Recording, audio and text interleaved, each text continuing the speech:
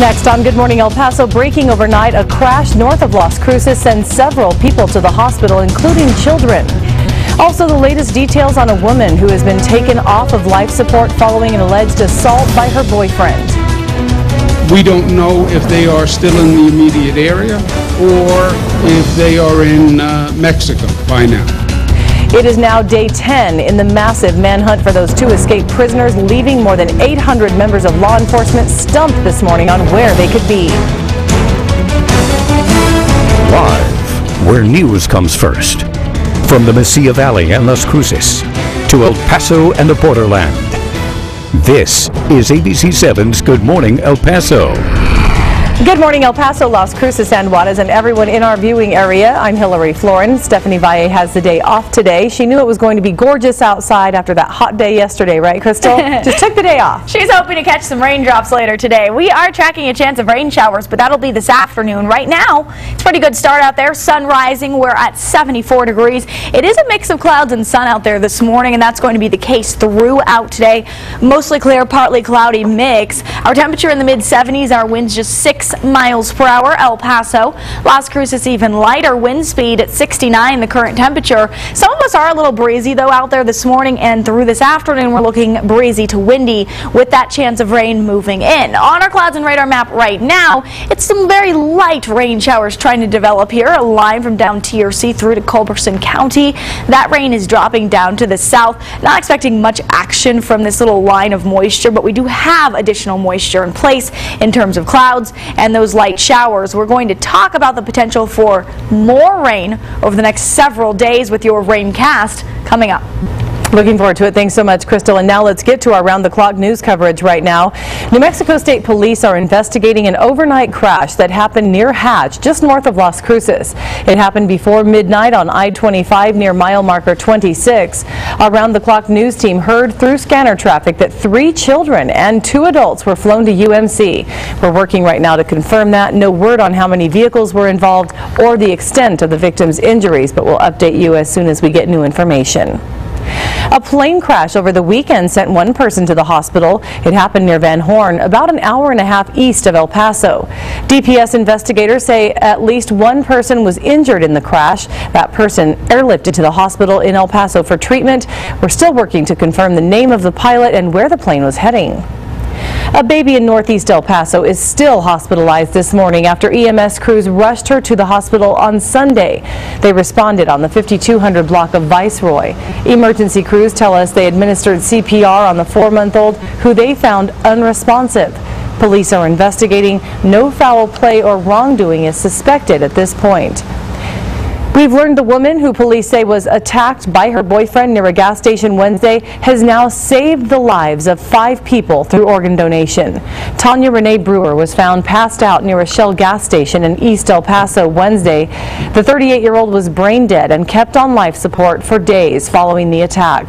Her family was waiting to find matches for all of her organs. 45-year-old Eddie Estep, meanwhile, has been charged with her murder. Police say that he was Brewer's boyfriend. We did speak with her family in Kentucky. They tell us Brewer traveled throughout the country, though it's unclear how long she lived here in El Paso. Detectives say Estep allegedly attacked her and caused her head to hit the ground. Brewer told police that he assaulted her because he was tired of her abusing him. Police are investigating whether or not Estep sexually assaulted Brewer. El Paso's bomb squad responded to a call of a suspicious package in the lower valley. Police say the call came in shortly after 6 in the evening. A suspicious package was told to be on the 8100 block of Staghorn. We're told that there were several police officers and members of the bomb squad who assisted. Just after our 10 o'clock newscast, the El Paso police tweeted that no explosives were located and everything checked out okay. Fire marshals are still trying to find out how 5 dumpsters caught fire Sunday morning. It happened on the 300 block of Floren downtown around 10 a.m. on Sunday morning. Fortunately, no structures other than the dumpsters were damaged and no one was injured. Investigators are not ruling out arson. New York Governor Andrew Cuomo plans to announce a formal investigation into the factors that allowed those 2 convicted murderers to escape. He'll announce the inquiry later today. And meantime, the search continues in New York for those men as schools reopen and an alleged accomplice appears in court. Kim Hutcherson has an update on all of that. Day 10 of a massive New York manhunt dawns, with convicted murderers Richard Matt and David Sweat still on the loose. Despite the involvement of more than 800 members of local, state, and federal law agencies, authorities admit they don't know where the men are. We don't know if they are still in the immediate area or if they are in Mexico by now. Saranac Central Schools, which lie within 5 miles of the Clinton Correctional Facility, will reopen Monday with outdoor activity suspended. School officials say police will be present on their campuses between 7 a.m. and 5 p.m. and patrols will be increased while buses are picking up and dropping off kids. But families are encouraged to allow their children to wait indoors for buses, especially in active search areas. Joyce Mitchell, accused of helping Matt and Sweat escape, will make another appearance in court at 8:30 a.m. She was arrested Friday and pleaded not guilty to a felony count of promoting prison contraband and a misdemeanor count of criminal facilitation. She may face additional charges. Officials say Mitchell told them she was supposed to meet the men after their escape to drive them out of the area, but changed her mind. She never indicated to us where that location was. It was just that that's the information that she was told by Matt and Sweat, that it was about 7 hours away. She did indicate one of the reasons why she didn't show up was because, you know, she did love her husband and she didn't want to do this to him. I'm Kim Hutcherson reporting. At 6 minutes after 6, here's a live look at that morning commute for you. If you're getting ready to head out right now, all is pretty clear. I-10 and Reynolds, light traffic, no tie-ups throughout the borderland. The 84th legislative session is in the books. Among the discussions, education reform, transportation, and border issues. On last night's ABC 7 Extra, El Paso reps talked about what was accomplished and what wasn't this session. Good morning, El Paso's Denise Olivas is live right now with a recap. Good morning. Good morning, Hillary. Education was a top priority in the 84th legislative session, while Democratic Senator Jose Rodriguez says the legislature did not fix a broken education finance system. Representative Marisa Marquez said there were some wins. Marquez says the win was in the House budget with about $3 billion approved for education. She says the conversations were long in trying to make changes to the state's education finance system, but Marquez says unfortunately many of the education funding increases were slashed. So when the budget came back to the House, it was a significant change from what we had sent over.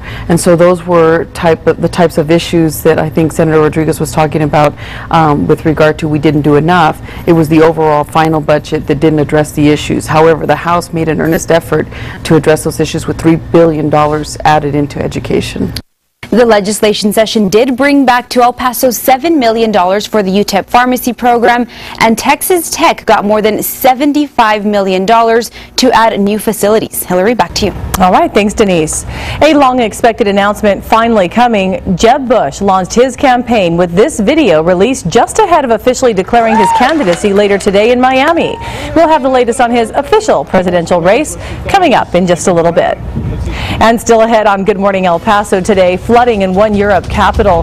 We'll have an update on that. In fact, many people have been left dead. The floods also affect the zoo, and we'll have the images after these messages. But first, let's talk to Crystal about the forecast today. Good morning. Good morning. That chance of rain starts to move into the forecast, but when will it strike? We'll talk about chances of rain coming up. All right, thanks, Crystal. This is ABC 7, where news comes first.